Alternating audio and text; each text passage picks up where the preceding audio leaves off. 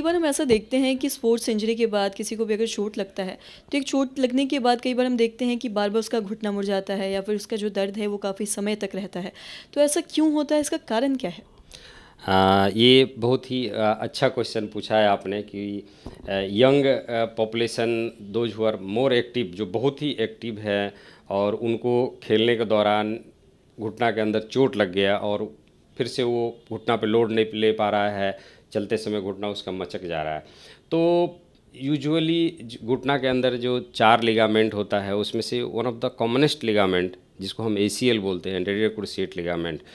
Simple भाषा में लोग उसको नस भी बोलते हैं। तो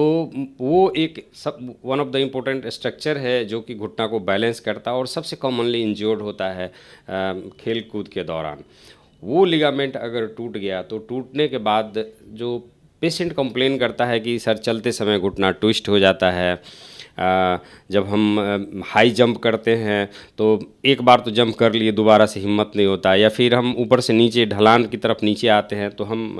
प्रॉपर बैलेंस नहीं रख पाते, मेरा पैर उस समय मुड़ जाता है। और भी स्ट्रक्चर है जिसके कारण ये समस्या हो सकती है, लेकिन एसीएल सबसे ज़्यादा कॉमनली इंजोर्ड स्ट्रक्चर है और इसका रोल होता है कि घुटना को ये सब जो समस्या पैदा करता है वो इसके टूटने के कारण होता है।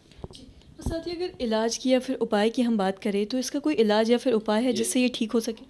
ये जो एसीएल जो स्ट्रक्चर है जिसको हम कॉमनली एंटीरियर क्रूसिएट लिगामेंट बोलते हैं, जो घुटना को स्टेबिलिटी प्रदान करता है, आगे की तरफ जाने नहीं देगा, आगे और बाहर की तरफ उसको और जाने से रोकता है, वो बैलेंस प्रदान करता है और ये सबसे कॉमनली इंजोर्ड स्ट्रक्चर है और इसका आज के डेट में 100% सक्सेसफुल रिजल्ट है, जिसको कि हम लेजर की पद्धति यानी कि आर्थ्रोस्कोपिक टेक्निक से, ये एक डे केयर सर्जरी है। अगर आज के डेट में हमारे पास पेशेंट आता है तो सेम डे सर्जरी करके हम उसको छोड़ देते हैं। आजकल लेटेस्ट टेक्निक है इसको कि जैसे पहले एसीएल उनके शरीर में लगा हुआ था, कितना डायमीटर का उनका एसीएल था, सिंगल बंडल था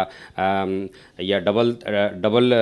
टनल टेक्निक की कितना उसका डायमीटर है, तो उस पेशेंट के हिसाब से उसके घुटना के ज्योमेट्री के हिसाब से कि उसमें कौन सा एसीएल करना उसके लिए सटीक बैठेगा, तो वो हम आजकल यहाँ पर इस हॉस्पिटल में करते हैं और इसका ऑलमोस्ट 100% सक्सेसफुल रिजल्ट है। अभी तक हमने 7000 एसीएल का सर्जरी कर रखा है और ऑल आर एक्सेलेंट, बहुत अच्छा रिजल्ट है इसका। जी। और सर साथ ही आपने अभी सर्जरी की बात की है, तो किसी भी सर्जरी के बाद एक समय के बाद हम वापस चल सकते हैं या फिर खेल सकते हैं? शुरुआत में हमें कुछ चीज़ों का ध्यान रखना चाहिए, तो इस बारे में कुछ बताएं। जी, अगर फिर से कि किस चीज़ का हम सर्जरी किए, जो हम जिस पे टॉक दे रहे हैं हम उसी के बारे में बात करते हैं। अगर हम किसी आदमी का एसीएल सर्जरी करते हैं तो करने के बाद फ्रॉम नेक्स्ट डे वो अपने पैरों पे बिल्कुल खड़ा होके चल सकता है विदाउट एनी सपोर्ट। कुछ पेशेंट है जिनको कि हम ब्रेस देते हैं उनके विल के अनुसार, वो भी 10 से 15 दिन यानी कि जब तक स्टिचेज नहीं कटता है तब तक के लिए, उसके बाद वो ब्रेस भी हट जाता है। यानी कि आज के डेट में अगर आप लिगामेंट सर्जरी का बात करते हैं उसमें अगर हम एसीएल किन्हीं का करते हैं तो अगले दिन से वो पूरा भार दे के अपने पैरों पे चल सकता है।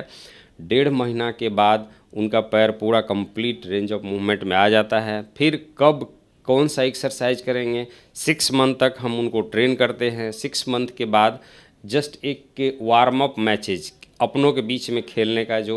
ट्रेनिंग होता है वो दिया जाता है और after 9 month he is able to play with the opponent party, कि दूसरे के साथ कंपटीशन वाला जो गेम होता है उसमें वो खेल सकता है, लाइक क्रिकेट हो, कबड्डी हो, वॉलीबॉल हो, पुलिस का आजकल बहुत सारा वो है, उसमें जाकर रनिंग, दरोगा का रनिंग, ये जितना भी पीटी वगैरह है वो 9 मंथ के बाद almost 100% complete he can do all kind of activity.